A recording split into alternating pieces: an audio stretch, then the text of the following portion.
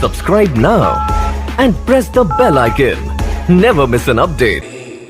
तुमने तारों से क्यों गवाही ली, वाकया रात का तो था ही नहीं। अब मैं मुल्तमिस हूँ जनाब वहीदुर्रहमान नावद साहब जो एडवोकेट हैं, तशरीफ लाएं और अपने कलाम अपने मेहमान शोरा को सुनना है। बस हिस्सा डालने के लिए कुछ अर्ज करूँगा। एक कथा है जी, आमदे सहर के सारे ख्वाब हैं धुआं धुआं,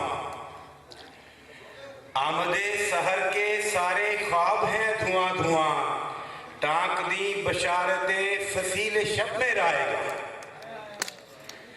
आमदे सहर के सारे ख्वाब हैं धुआं धुआं, टांक दी बशारतें फसील शब में राएगा। रहबरों की पैरवी में मंजिलों की बात छोड़, रहबरों की पैरवी में मंजिलों की बात छोड़, रहरुओं को ये गिला के रास्ते खोए कहां। ये गजल के चंद अशआर जी।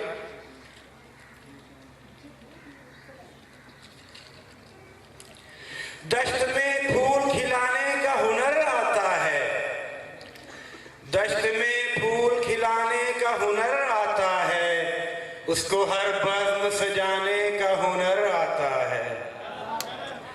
दश्त में फूल खिलाने का हुनर आता है, उसको हर बज़्म सजाने का हुनर आता है।